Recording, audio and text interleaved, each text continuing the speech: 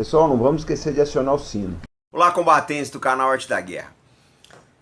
Muita gente escreveu aqui pro canal pedindo que a gente comentasse o novo filme da Netflix chamado O Anjo do Mossad, que é o que nós vamos fazer hoje. Bom, para quem não sabe, o Anjo do Mossad conta a história de um agente egípcio chamado Ashraf Marwan. O Marwan era genro do presidente Gamal Abdel Nasser no Egito, né? Então ele casou com a filha do Nasser, né, a Mona, e em 1969, com 25 anos de idade, ele nasceu em 44, ele começa a espionar para os israelenses.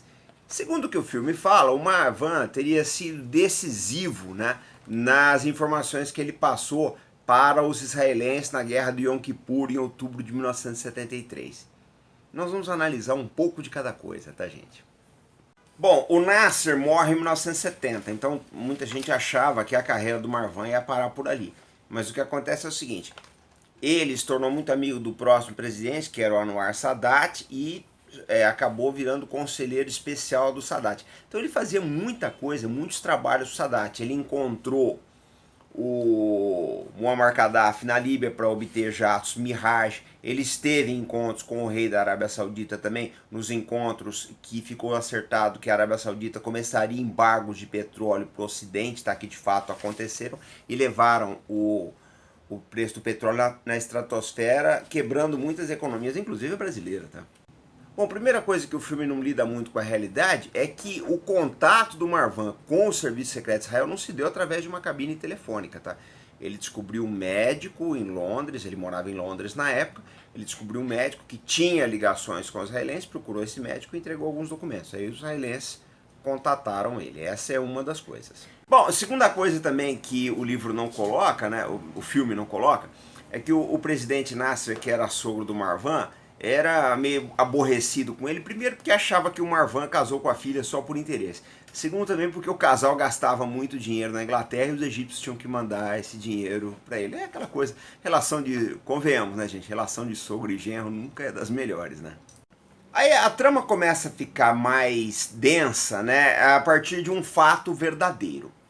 Porque o Marwan, ele passou para os israelenses em maio de 73 que os egípcios iam invadir o Sinai. Então os israelenses mobilizaram tropas, né, fizeram a mobilização dos reservistas, que são 80% do exército de Israel, mas a guerra não veio.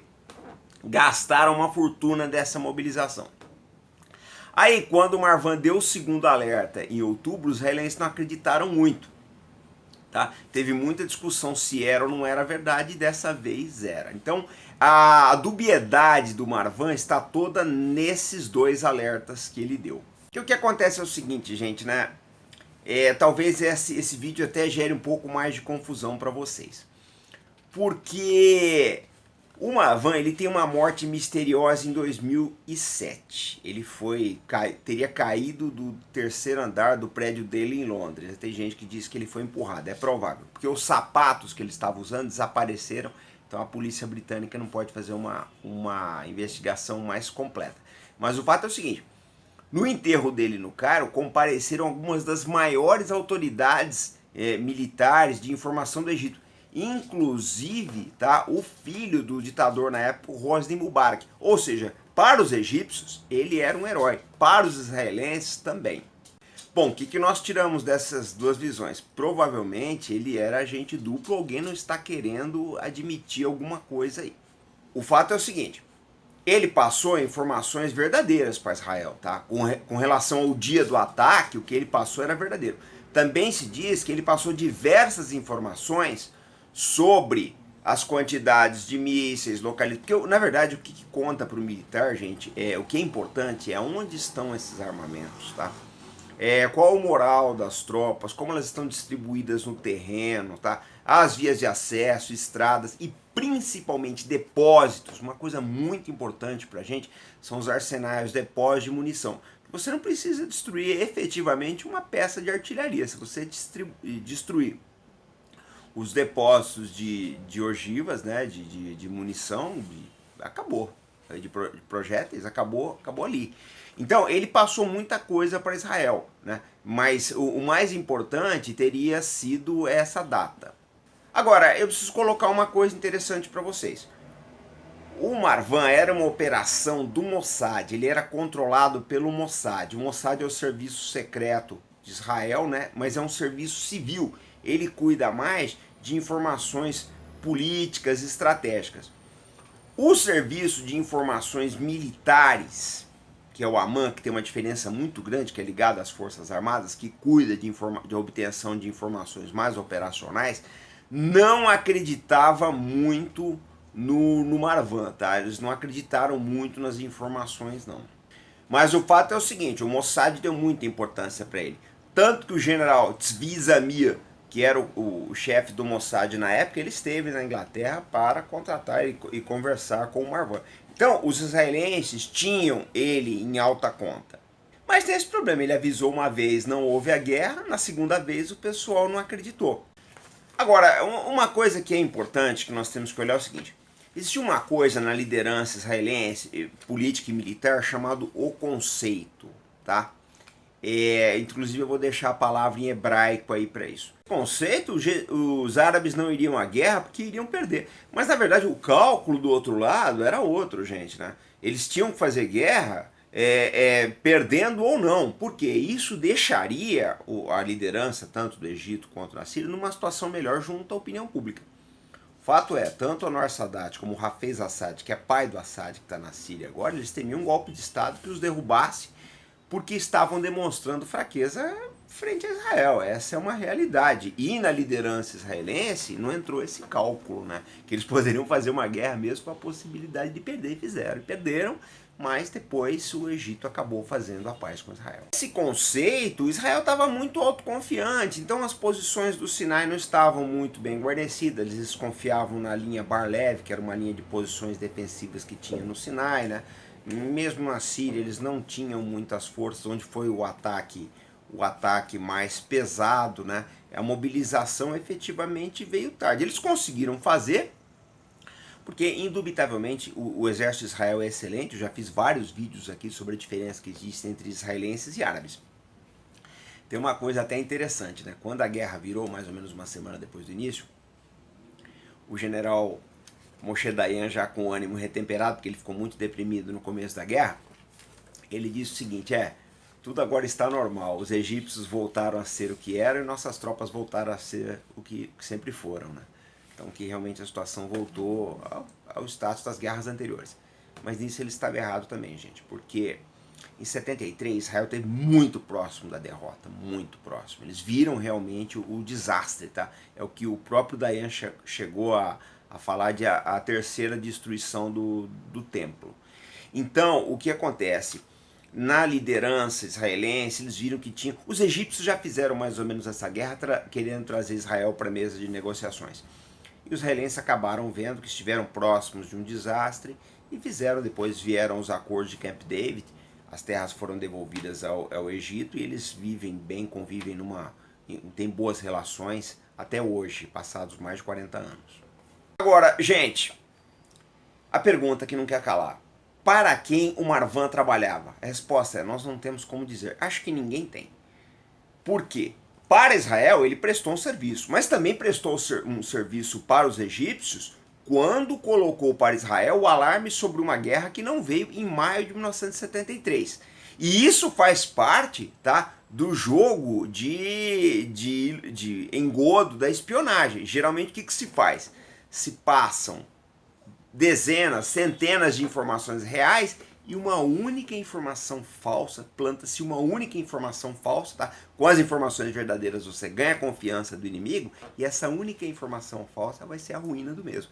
Pode ter acontecido, o Marwan pode ter feito esse tipo de engodo e se ele fez, os israelenses caíram direitinho no mesmo, tá? Agora, o Marwan não foi a única pessoa a alertar Israel que os egípcios e sírios preparavam um ataque. Em setembro de 1973, uns 15 dias antes da guerra, o rei Hussein da Jordânia, que é pai do Hussein que está lá hoje, é engraçado, vocês veem a situação do Egito, tá? São famílias dos países árabes, são famílias perpetuando no poder. O ditador da Síria hoje é filho do Assad, o governante da Jordânia, isso não se explica até porque lá é uma monarquia, tá? mas é filho do rei que estava no poder nas guerras árabes israelenses. Então vocês veem que, na verdade, existe muito pouca renovação de lideranças no Oriente Médio. Mas o rei Hussein, ele veio de helicóptero até Israel, lá eles trocaram de helicóptero, saiu do helicóptero jordaniano, montou no helicóptero israelense, desceram na sede do Mossad, tá? E ele teve uma conferência com a Golda Meir, que era a primeira-ministra, e ele alertou que a guerra ia vir com todas as letras, tá? Então, Israel sabia, eles tinham uma ligeira...